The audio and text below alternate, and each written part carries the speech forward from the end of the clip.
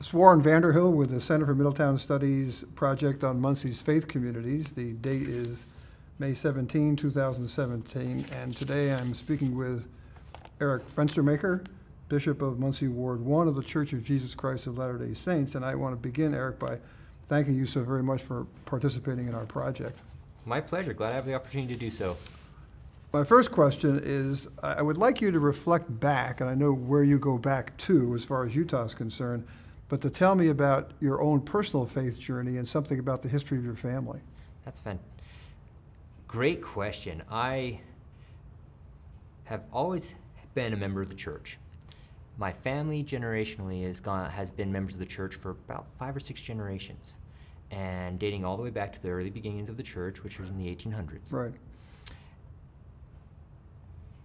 For the most part, they've lived in the Salt Lake Valley, but they did cross the plains with the early pioneers.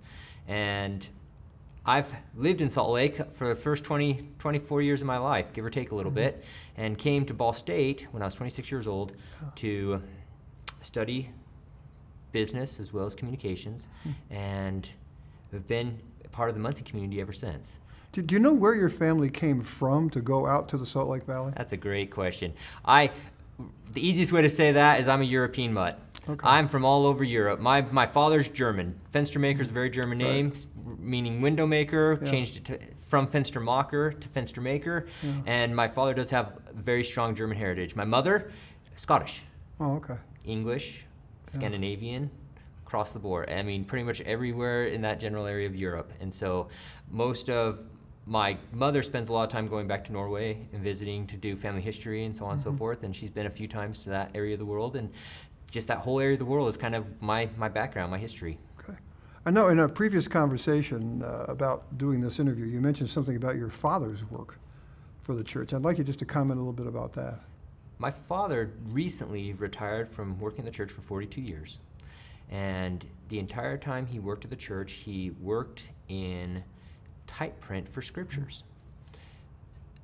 The type print for the scriptures, whatever scripture was created by the church, was kind of his baby. He made sure that the print was done correctly, the words came out the way they were supposed to, and not only in English, but in every language the scriptures have been printed in by the church. That includes both the Book of Mormon as well as Doctrine and Covenants, the Pearl of Great Price, and the Bible. And he just recently retired from doing that and found great joy in his work at the church. Now, again, preliminary conversation. I'd like you to speak a little bit about your mission. I had the wonderful opportunity, the wonderful age of 19, to be able to go to Ukraine, Kiev, for approximately 2 years. Men in the church are asked to serve a full-time mission when they turn the age of 18 now. It was 19 when I went, but now it's 18. And they're expected to go.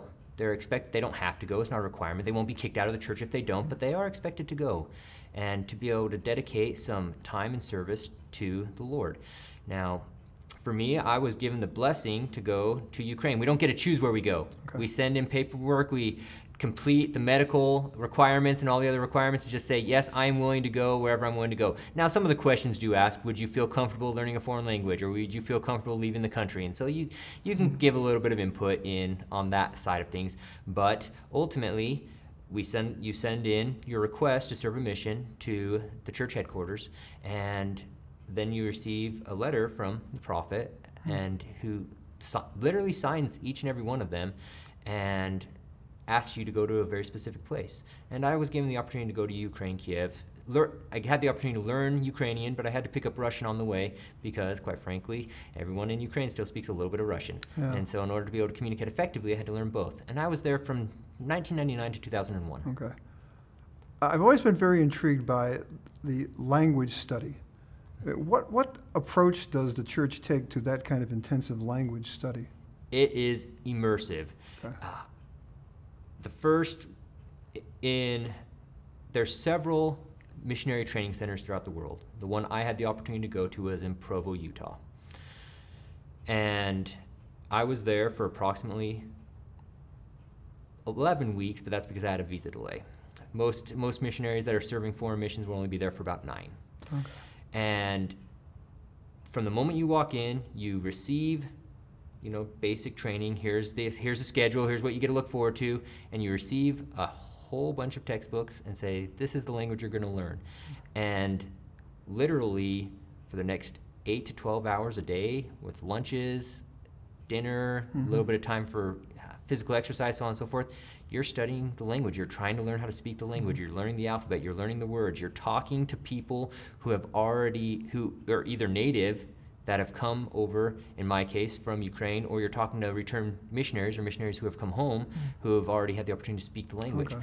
And so they aren't very forgiving in the fact that they will speak to you and they want you to learn it and understand it, and they give it to you and then you keep going, and you make mistakes and you learn and you keep going, but it is very immersive.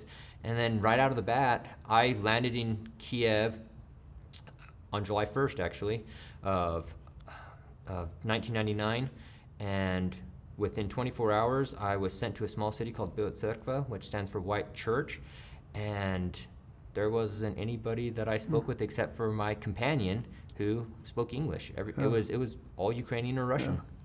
Well, when you do, I hate to be pushy on this, but when you do more than one language, how do you do both Russian and Ukrainian? I focused on Ukrainian. Okay. And I developed a very strong understanding of Ukrainian before I spent more time studying Russian. Okay. Languages are very similar. It's kind of very like Spanish and Portuguese. Right. Oh, okay. And so there are differences, unique differences. Some of the words sound very similar. Some of them are very different.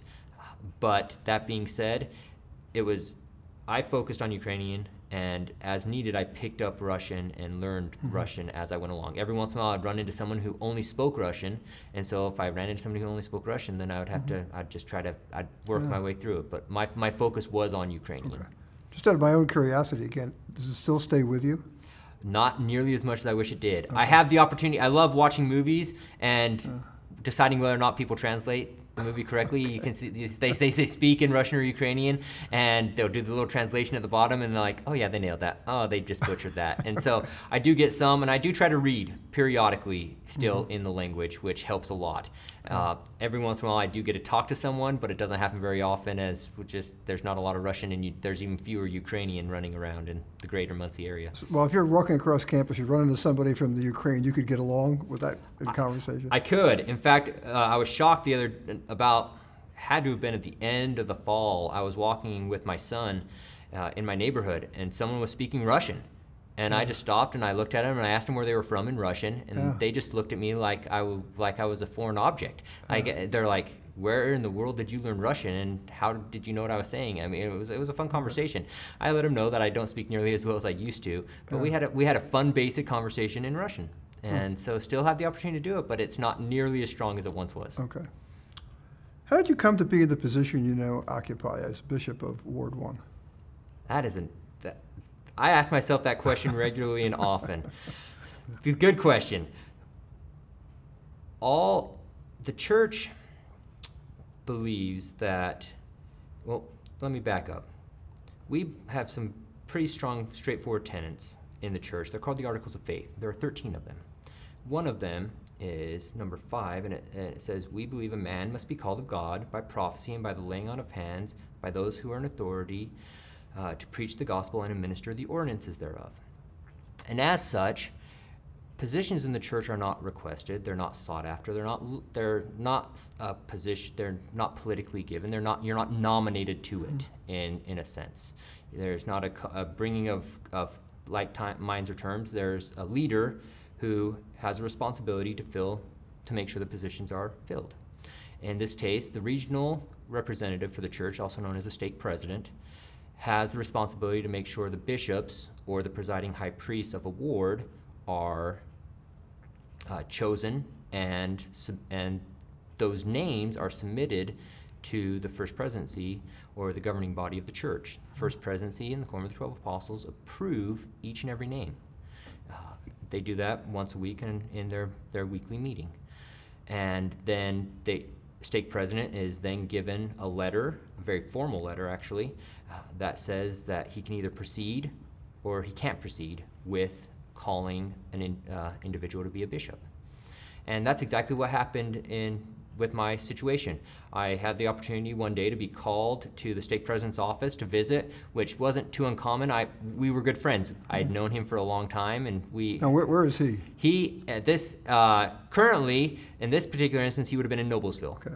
And so I went down to Noblesville with my wife, and we visited with him and his wife for a little bit. And he pulled me into a room and asked me a few questions, and he asked me to go get my wife, and then he said, I'd like to call you to be the bishop of the Muncie First Ward. Calling is a responsibility that we accept when we firmly believe that God's asked us to do something and to help us out. And we dedicate our lives to doing our best to help and serve God. And that's pretty much how it goes. Okay. After that, I have the opportunity to call two counselors to help me through the process. And when those 3 individuals have officially been decided and agreed upon, we're able to do it, then we are presented to the body or the congregation of the church, who provides a sustaining vote in the church by raising their right hand to say, yes, I support you, Okay. or they also have the language where they don't have to support you and say, do you not, or any contrary, and you can not sustain that individual. And that's how the process, after that, Okay. process is finished. We move on. So is this term limited? The term is limited, usually runs between 5 and 7 years. Okay. But that doesn't change the fact that I know bishops who have been bishop for 2 to 3, depending on the situation. If I move, I'll be released. Oh, okay. I won't move.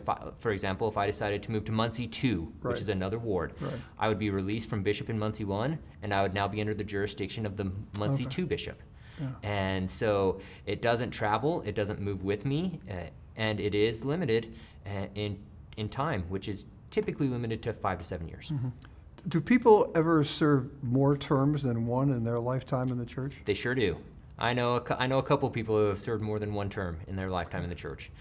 I'm not aware of any in the Muncie area at this time, but I do know back home, I actually had a bishop who was a bishop that was just recently released in my parents' ward, actually, was the bishop when I was young, and he literally, and then he was released. I remember the bishop that was after him, and there was another bishop after him, and then he was called to be a bishop several years later. Oh, okay. There's about 15 years between the 2 time periods. Okay. And so yes, that can happen. Yeah. So the most obvious question then, I think, building on that, is what are the main responsibilities of a bishop? Main responsibilities of the bishop are to look after the welfare, both temporal and spiritual, for all the members and people in his area. Okay. And that's kind of an interesting way to say it, because when I say people, I mean literally people. We don't necessarily limit my ability to help counsel in a spiritual or temporal way to just members of the church. I've had several people who are not members of the church ask to talk to me about things both temporally and spiritually. And I don't say no. We have a responsibility to help and assist. Next main point I'd have to say as a bishop is we also have to stand as a judge in Israel, which is a term from the Bible that Right. gets used. And we have to make sure the tenants, the church, people are following the church guidelines, the rules is not the commandments, I guess would be a better word to use, and doing all the things that we have to do for membership, as well as if something does happen and we have to hold some sort of disciplinary council or have somebody talk to somebody about what they're doing in the church, we have to judge that, and we alone hold that responsibility under the direction of the stake president. In addition to the ceremonial things that you have to conduct as far as being a bishop? I mean, I would assume that there's some counseling in this, because you're obviously dealing with people who are ill. Oh, yeah. You're obviously dealing with people who are going to be married. Oh, yes. That's a very good point. And I'm glad you expounded on that, because I look at that as that's what I do. I just kind of do it. I've conducted many marriages. I've conducted many funerals. I've had the wonderful opportunity to sit with someone and talk to them when their mother was on just getting ready to leave this life, and not a member of the church, but be able to visit with them and to help them through that situation. Get the opportunity to hold a party periodically for the church members.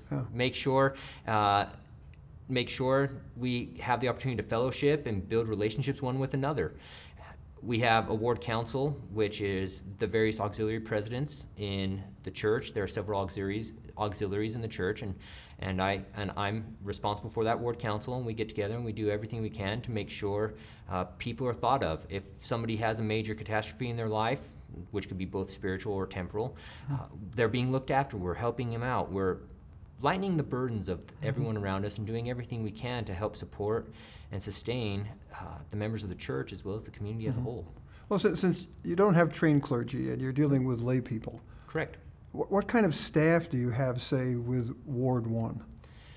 That's a great question. I myself, and that's a good point, we are lay clergy. Nobody gets paid anything to do anything. Not, for example, even me, as bishop, I spend probably 15 to 20 hours a week working on church stuff across the board. No money involved. It's dedication and service, and there's lots of other people that do the same.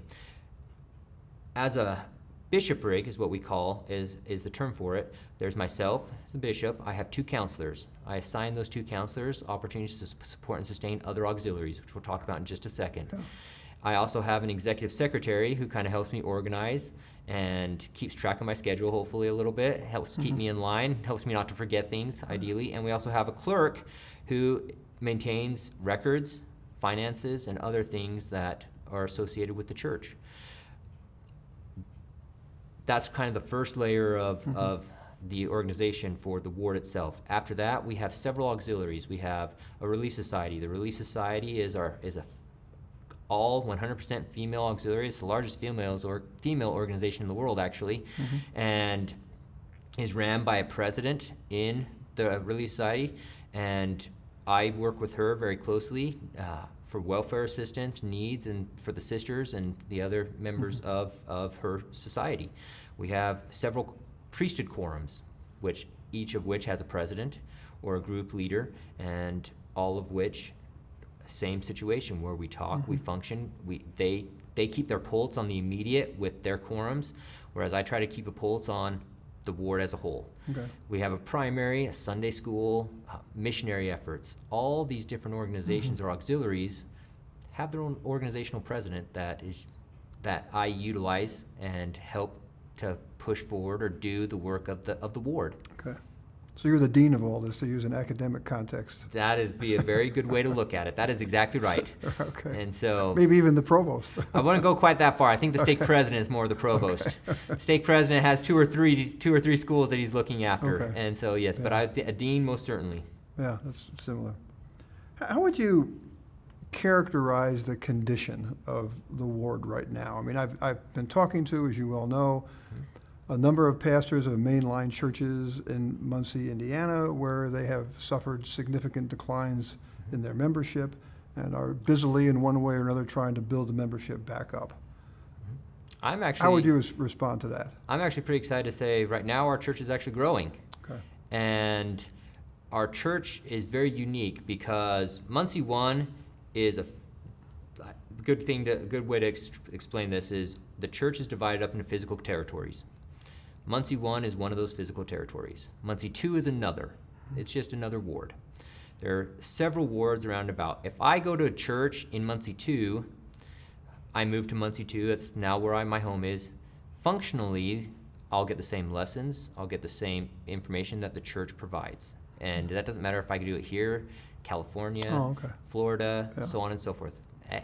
Technically, if we go to Spain, even Ukraine, even in Ukraine, we had the same books that we used in Utah to teach lessons and to get information. And so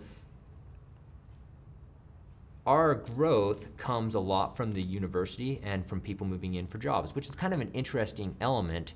But if you look at the current state of affairs of Muncie, there seems to be a lot more jobs leaving than coming. That's one of my questions. And a lot more jobs leaving and coming, but one thing the church strongly emphasizes is the importance of education. We firmly believe that one thing that we might be able to take with us after this life isn't going to be necessarily the clothes we wear or anything we take with us, but what we learn in our intellect, we believe will continue. Okay. And so education is extremely important for the church, and as such, we get several doctors that come in. We get individuals who take positions at the university, at the hospital, even at the banks that are around and about. Right. We have even I know right now that there are going to be somewhere between 10 and 15 people moving into the ward this summer due to just moving in for job-related purposes. This includes this includes families, so that'd be a husband and wife, a child or 2 or 3, and as a result, the church actually hasn't really declined as much as it stayed steady or has even grown. Now, does it grow internally from people getting baptized in the church? I would say that's been very, very flat for as long as I've been bishop. We typically have between 4 or 5 baptisms every year, and it's very consistent. But we usually also have 2 or 3 families move in, and periodically we have 2 or 3 families move out. But since I've been bishop, we've had fluctuations of the active congregation, meaning not just members of the church, but people attending church, anywhere from 120 to 170. And right now we're sitting, fluctuating down closer to 150. And so it's kind of, in the last 5 years, I've seen these large spikes and drops based on just move-in, move-outs, people attending. But I would say generally the trend is more upward than downward, even though that range shows that we're kind of in the middle of it. Is Ward 1 and Ward 2 essentially based on geography? 100%. Oh, okay.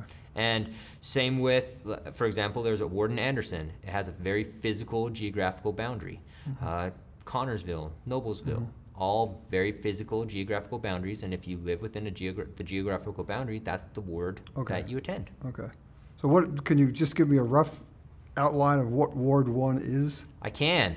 Ward 1 is Morrison as a west boundary. I've got to think about this. And so the street of Morrison, on the east side of Morrison is 1. On the west side is Ward 2. Goes down to the train track and then cuts across. Everything south of the train track is Ward 2. Everything north is Ward 1. And it goes all the way over and just cuts straight across, goes up to Jackson, then cuts straight across, and just goes out past the bypass. I'm not exactly sure on the exact physical boundary, but it's out a few miles past the bypass, and then it cuts north. As it goes north, it goes all the way up to Albany. And even a little bit further, Eaton is part of Ward 1. And then it kind of cuts straight across and makes a big square. For lack of extent, it's a big parallelogram. Sounds more like a big square. Sounds like it's more gerrymandered to me. It is a little bit. They definitely try to see what are some good physical boundaries, rivers. You could use a river and then the boundary looks like this. It just depends on how they're doing it. But they do try to keep it based on roads and try to create as much of a square as they possibly can. So the university is in Ward 1. University is in Ward 1. Yeah. Well, you mentioned to me again in our previous conversation that there is a third ward. There is. And this will be a good time to define different size units and different units, because a ward, typically you have to have a congregation, whether active or not, of around 300. If let's say you're in an area that you just don't have that many people, then we can create something called a branch. Okay.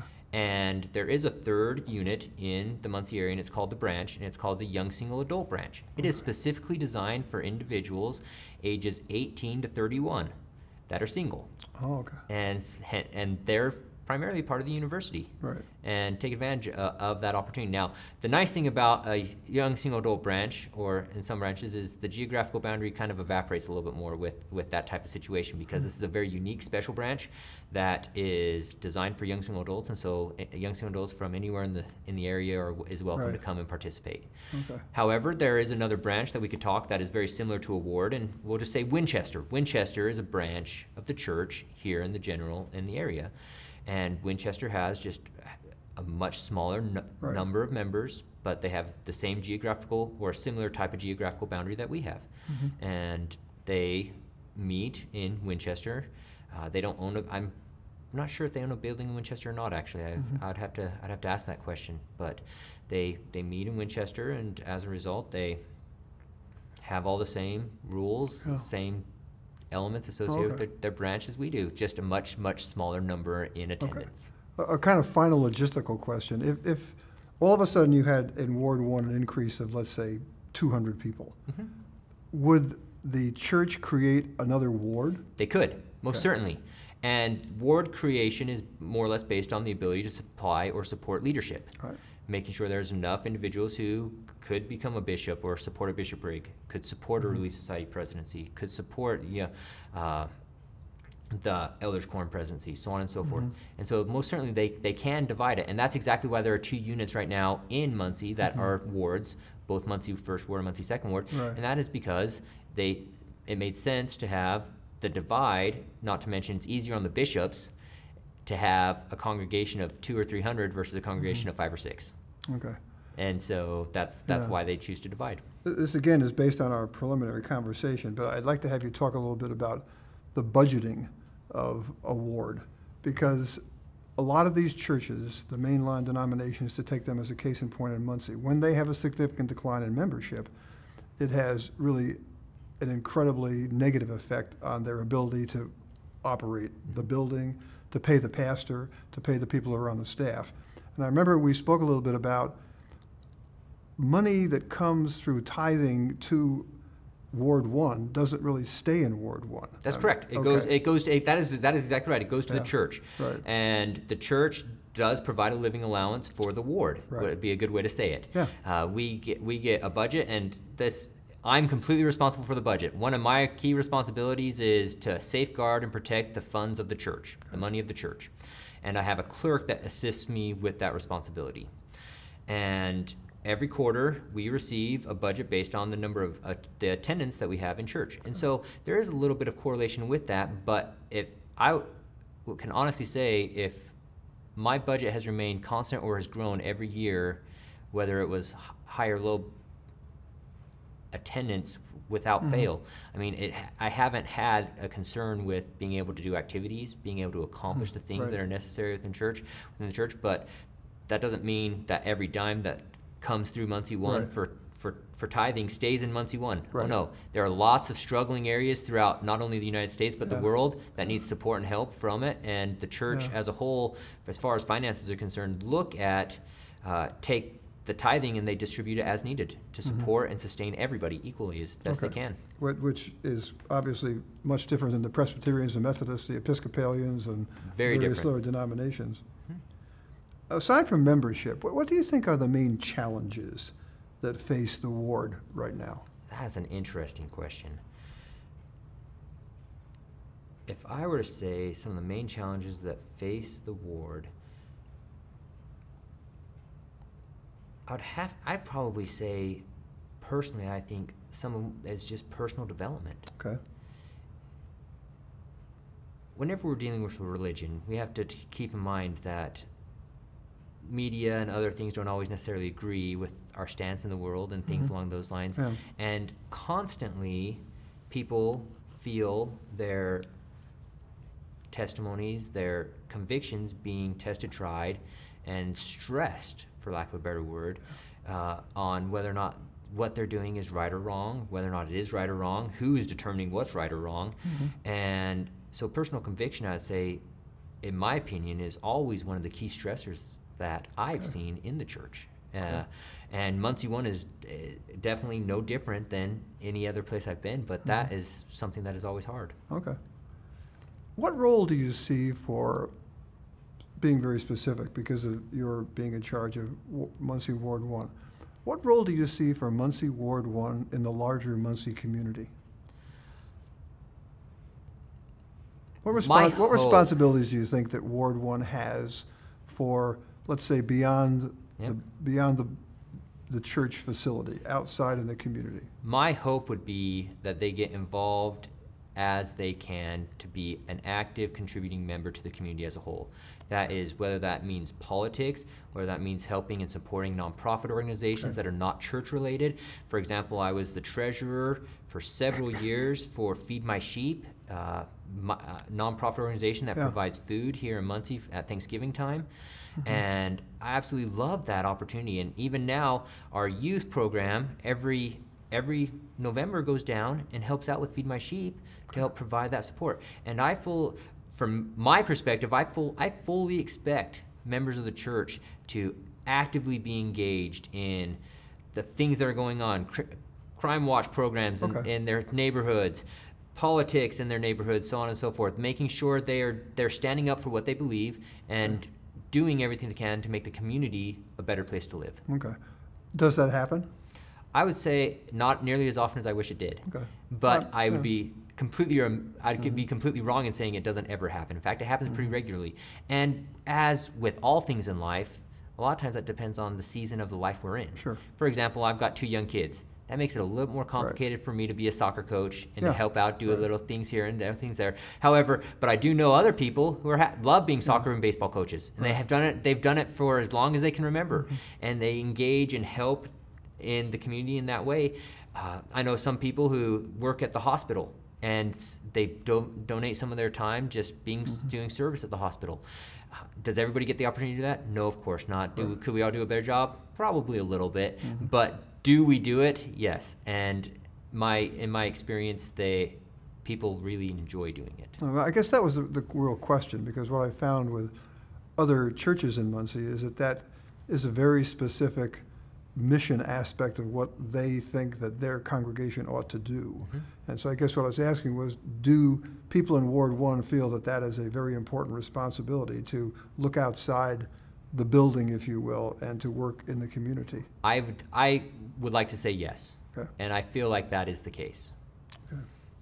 As you're well aware, in the last few decades, Muncie has experienced considerable economic and social change, job losses and things you alluded to in the earlier part of our conversation. So my specific question is, in what ways have these economic and social changes in the Muncie community impacted Ward 1?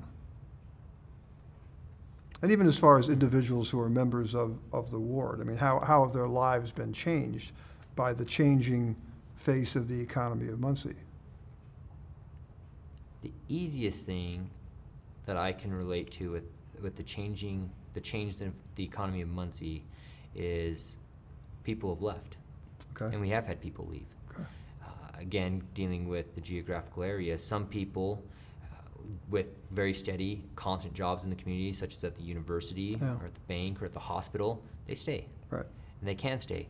But others who rely upon more blue-collar labor, so on and so forth, have to go. Yeah. And sometimes they do. And sometimes we get people back and they're able to stay. And definitely if we look at a decade or maybe longer time period, the congregation has shrunk from that time period, most certainly. From my time period, it's been very constant, kind of more on the upward trend than down. But has it significantly impacted them? I'd say probably a couple of places that probably have hurt the most is housing prices. Obviously, housing prices are down. Have been flat for many years in Muncie. Right. Slower economic growth associated with that.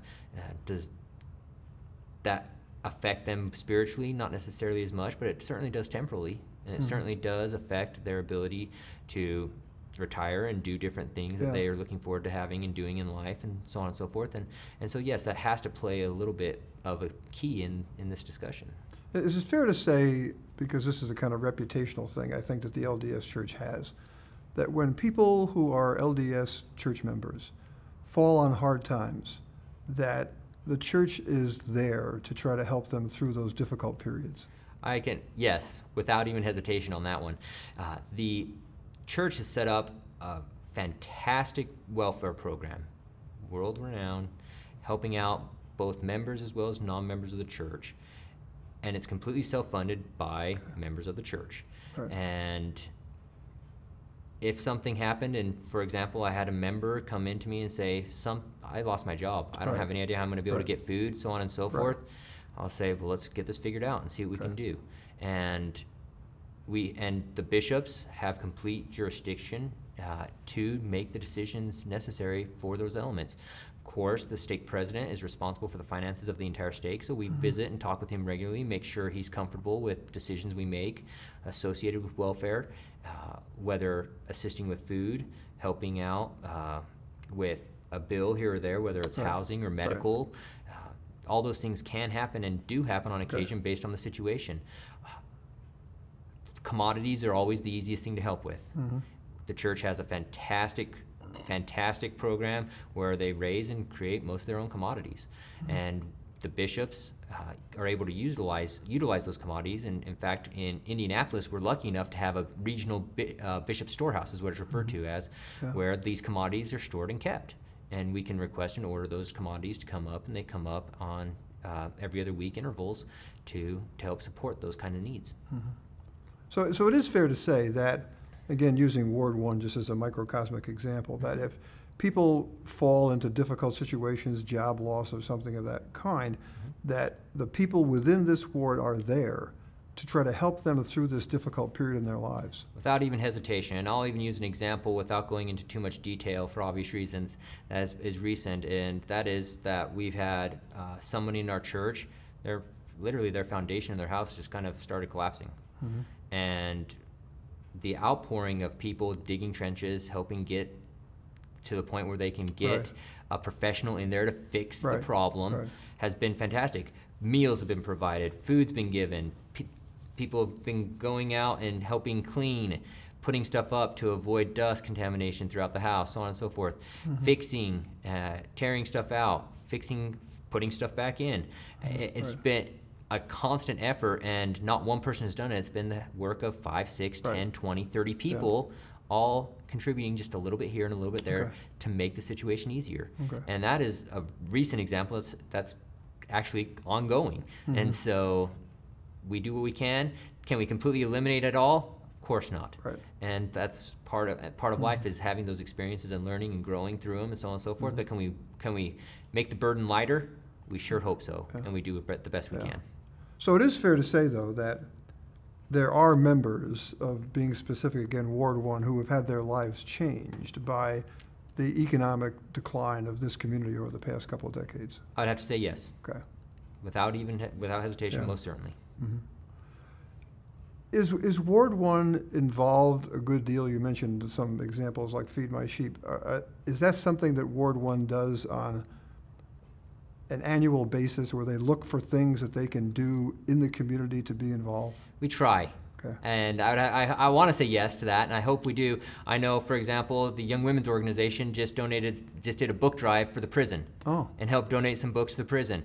I know we do work with Feed My Sheep. I know in the past we've also helped out with the triathlon a couple of times and helped get support and engaged in that area.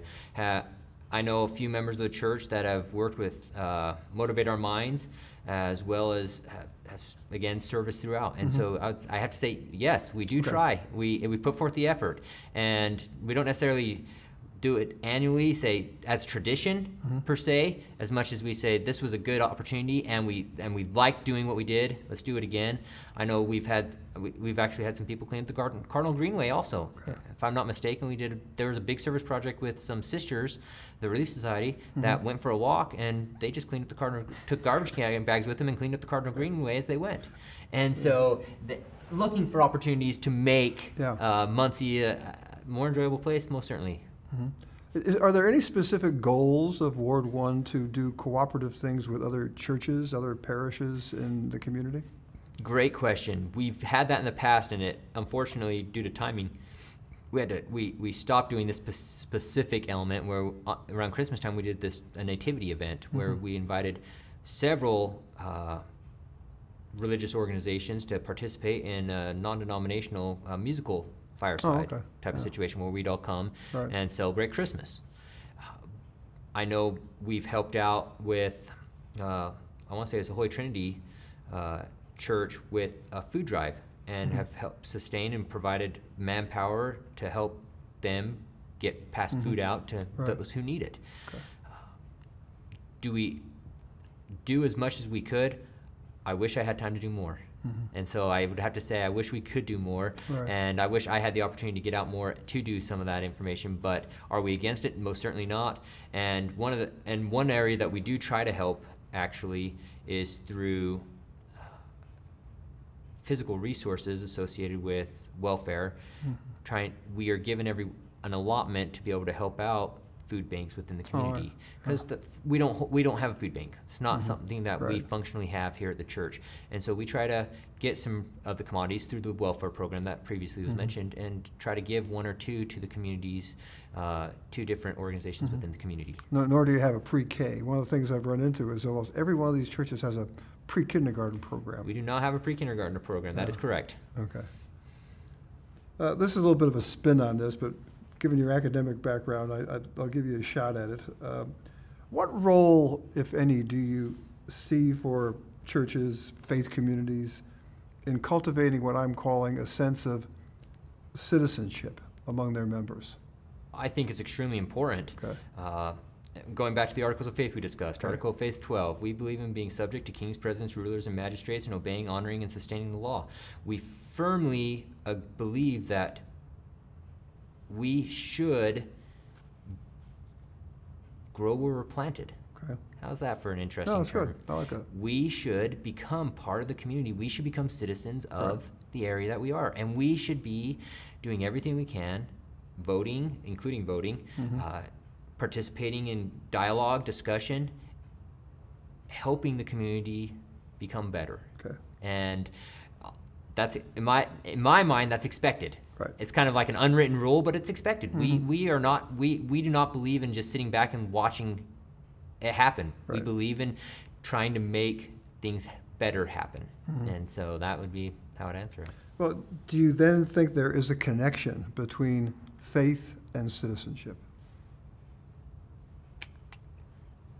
I can honestly say I've never thought about that in the Well, I will tell you, terminology that most people I did. ask that question haven't either, but And so, it's a particular interest of Jim Connolly's, who's working on this research with us and who directs the Center for Middletown Studies. So we decided to include it in our list of questions to ask people.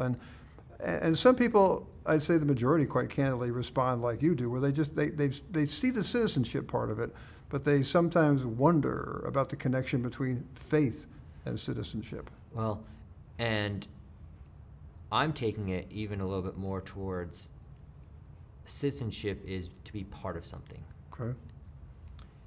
You could argue, potentially, that being a member of the church gives you citizenship within a church. Yeah. Just like being a member of a community gives you citizenship of Right. said community. Right. Now, are those two things directly correlated to faith and citizenship to the community?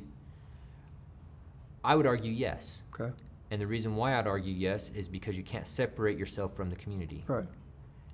If you decide to build a compound, go out, put the walls up, so on and so forth, Right. and create your own third world right there. You Right. bought this land and you Right. call this the world, the world of Warren. Right. And you are a citizen of that world, and your belief systems would be part of that system. Right. Belief systems are a strong element of faith. And same with community. And since you are the sole member of said community, I would have to argue that, yes, you can't separate the individual from the community, and therefore you can't separate their faith out of it either. Okay. Well said. Those are all the formal questions I have, but I always give the people I'm interviewing an opportunity to add anything that they might wish at the end of our conversation. So if there's anything that you feel we might have covered and didn't, you can certainly make a comment on that now if you wish. I thought that was very thorough. I don't have anything else I might be able to add other than I appreciate the opportunity to visit. Our great pleasure. Well, again, I want to thank you for participating in the project. I think it's really important for the ward to be part of this look at Muncie's faith communities. Glad you feel that way, and we're glad to be part of Muncie. Thank you very much.